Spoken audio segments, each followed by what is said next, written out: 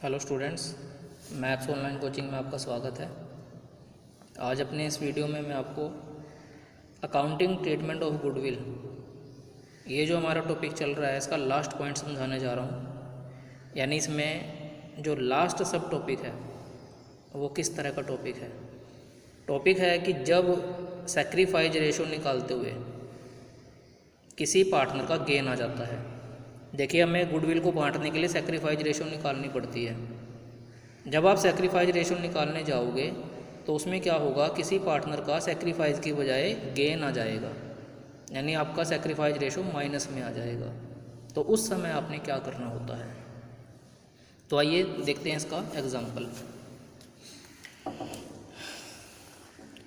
A and B are partner sharing profit and losses in the ratio of 4:1. They admit C into partnership for 1/6 share, for which he pays rupees 20,000 for goodwill. A और B की old ratio आपको given है 4:1। उन्होंने C को admit किया है 1/6 share के लिए, और C अपने हिस्से की गुडविल 20,000 रुपये लेके आता है। A, B and C decided to share future profit in the ratio 3:1। इसमें देखो न्यू रेशो आपकी दी हुई है पहले ही कि A, B, C ने फ्यूचर में प्रॉफिट को 3:2:1 में बांटने का निर्णय लिया। Give the necessary journal entry. तो जर्नल एंट्री पास करनी है। तो देखो, ये क्वेश्चन देखने में बिल्कुल सिंपल नज़र आ रहा है कि गुडविल लेके आया है C 20,000, कैपिटल को लेके नहीं आया। ओल्ड रेशो भी दे रखी है, न्यू रेशो भी दे रखी है। तो हमने क्या करना है, दो एंट्रीज बनानी है, एक गुडविल को लाने की और एक गुडविल को बांटने की सैक्रिफाइस रेशो में।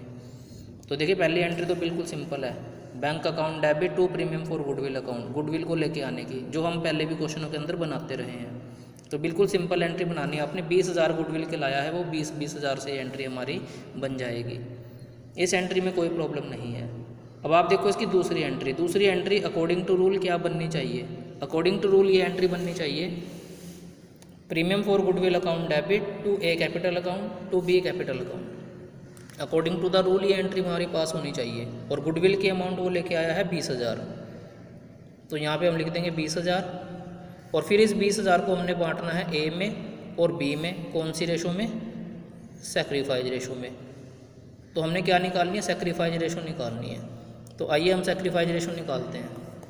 सैक्रिफाइस रेशो के लिए ओल्ड और न्यू रेशो की जरूरत होती है। दोनों रेशो हमें क्वेश्चन में गिवन है। ओल्ड रेशो 4:1 दे रखी है और न्यू रेशो 3:1 दे रखी है। फॉर्मूला आपको पता है, ओल्ड माइनस न्यू। तो सबसे पहले इन्होंने A का सैक्रिफाइस रेशो निकाला। ओल्ड रेशो 4/5 है A की, और न्यू है 3/6। तो इसका तो सैक्रिफाइस आ गया 9/30। एलसीएम ले लेंगे, 30 आ जाएगा। उसके बाद क्रॉस मल्टीप्लाई करके आप इसको सोल्व कर लीजिए। 9/30 A का तो सैक्रिफाइस आ गया क्योंकि आंसर प्लस में आया। लेकिन जब B का कैलकुलेट करेंगे तो B का ओल्ड रेशो है 1/5, न्यू रेशो है 2/6। तो यहाँ पे एलसीएम लेंगे 30, तो ये आ जाएगा 6 - 10। जब क्रॉस गुना करेंगे 6 × 6 5 दूनी 10। तो 6 में से जब 10 माइनस करेंगे तो -4/30 आएगा, यानी इसका आएगा गेन। ठीक है, तो A का आ रहा है सैक्रिफाइस और B का आ रहा है गेन। यही टॉपिक है हमारा कि जब सैक्रिफाइस रेशो निकालते समय किसी पार्टनर का गेन आ जाता है। तो देखो, B का गेन आ गया जबकि इसका भी सैक्रिफाइस आना चाहिए था। तो इसका मतलब ये है कि B ने कोई सैक्रिफाइस नहीं किया C के लिए। तो जब B ने कोई सैक्रिफाइस नहीं किया तो उसे गुडविल में कोई हिस्सा प्राप्त नहीं होगा। तो क्या करेंगे हम एंट्री को इस प्रकार से करेंगे। एंट्री हमारी ये बनी थी, premium for goodwill account debit to A capital account to B capital account. तो B को यहाँ क्रेडिट नहीं करेंगे। हमने change in profit sharing ratio के चैप्टर में पढ़ा था कि गेन वाला डेबिट होता है, सैक्रिफाइस वाला क्रेडिट होता है। तो A तो सैक्रिफाइस हुआ है, सैक्रिफाइस किया A ने, ये तो क्रेडिट ही रहेगा एंट्री के अंदर। लेकिन B ने गेन किया है, तो B को यहाँ से उठा के डेबिट में कर देंगे क्योंकि गेन वाला डेबिट होता है। तो एंट्री हमारी इस प्रकार से बन जाएगी, premium for goodwill account debit B capital account debit. तो देखो, हमने B को क्या कर दिया, क्रेडिट से उठा के यहाँ डेबिट में ले आए इसको, और A क्रेडिट ही रहेगा टू A कैपिटल अकाउंट। तो अब एंट्री हमारी ये बनेगी, प्रीमियम फॉर गुडविल का अमाउंट कितना था 20,000। तो ये तो हम प्रीमियम फॉर गुडविल में लिख देंगे 20,000 ही, यहाँ से देख के। अब A का और B का अमाउंट कैसे निकाल लेंगे, इसको बड़े ध्यान से देखना आपने, क्योंकि एक पार्टनर का सैक्रिफाइस आया, एक का गेन आया। तो आप इस 20,000 को बांट नहीं सकते, क्योंकि इससे ना तो कोई सैक्रिफाइस रेशो बन रही है, ना ही इसमें कोई गेनिंग रेशो बन रही है, क्योंकि दोनों का अलग अलग है, सैक्रिफाइस और गेन। हमने क्या करना है, सभी का हिस्सा यानी A और B का हिस्सा गुडविल ऑफ द फर्म में से निकालना है। इस प्रकार के केस में सभी का हिस्सा पार्टनर्स का गुडविल ऑफ द फर्म में से निकलता है। तो हमें सबसे पहले गुडविल ऑफ द फर्म निकालनी पड़ेगी। तो गुडविल ऑफ द फर्म देखो कैसे निकालेंगे, ये लिखा मैंने गुडविल ऑफ द फर्म। सी का हिस्सा कितना है, सी कितनी गुडविल लेके आया 20,000, तो सबसे पहले लिखो आप 20,000। फिर इसको सी के हिस्से के उल्टे से गुना करना है आपने। सी का हिस्सा 1/6 है, तो 1/6 का उल्टा क्या बनेगा 6/1, तो 6/1 से गुना कर देंगे इसको 20,000 को, 1,20,000, ये गुडविल ऑफ द फर्म आ गई है। अब इसमें से आपने ए और बी का शेयर निकालना है। तो ए का शेयर, ए का सेक्रीफाइस आया था 9/30, तो 1,20,000 का 9/30 निकाल लो, 36,000 आएगा। ऐसे ही बी का गेन आया था 4/30, बी का 1,20,000 4/30 निकाल लो, ये 16,000 आएगा।